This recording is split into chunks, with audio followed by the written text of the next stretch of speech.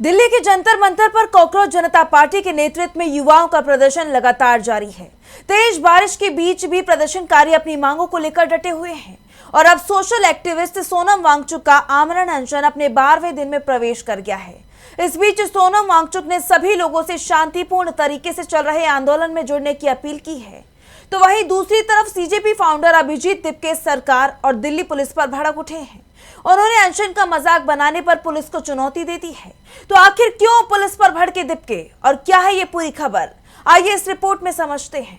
दिल्ली में बीते कुछ दिनों से झमाझम बारिश हो रही है, लेकिन जंतर मंतर पर जारी युवाओं का प्रदर्शन थमने की जगह और तेज होता जा रहा है। मूसलाधार बारिश के बाद भी प्रदर्शनकारियों का मनोबल कम होते नहीं दिख रहा।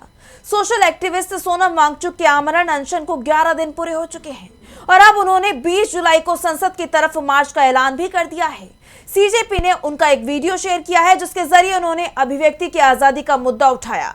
उन्होंने कहा, तो दुनिया के लोकतांत्रिक देशों में संसद तक जाना खुला छूट होता है, बल्कि ज़्यादातर देशों में उसके सामने प्रदर्शन करने की जगह निर्धारित होती है।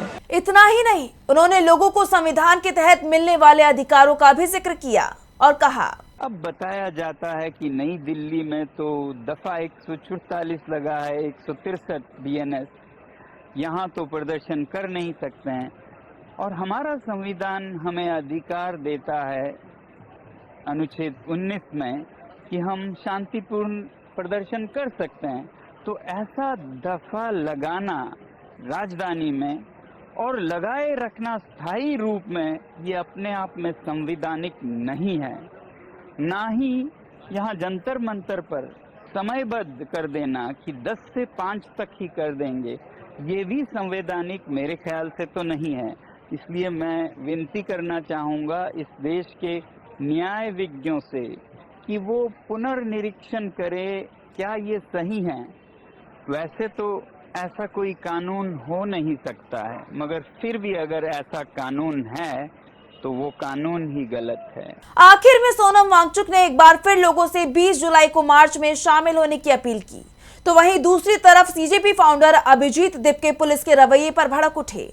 दिपके ने कहा है, कुछ खड़ा नहीं, हालत देख सकते हो आप, खड़े तक नहीं हो पा रहे हो अपने आप से, और वही हालत सारे स्टूडेंट्स की है।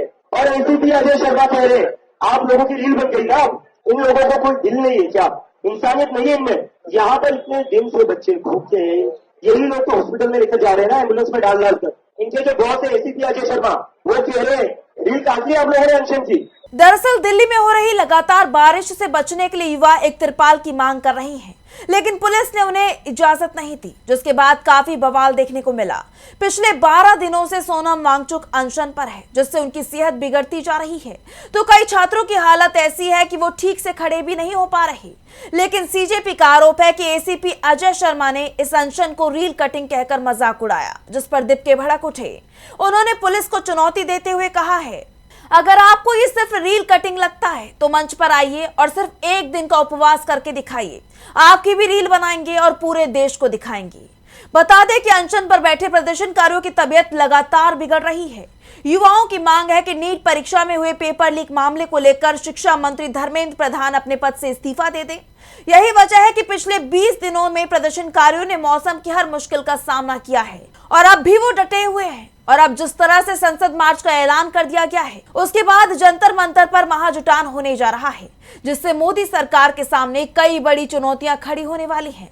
विपक्ष के साथ साथ युवा भी अब मोदी सरकार की घेराबंदी करते नजर आएंगे, जिससे सरकार की परेशानी बढ़ना तय है।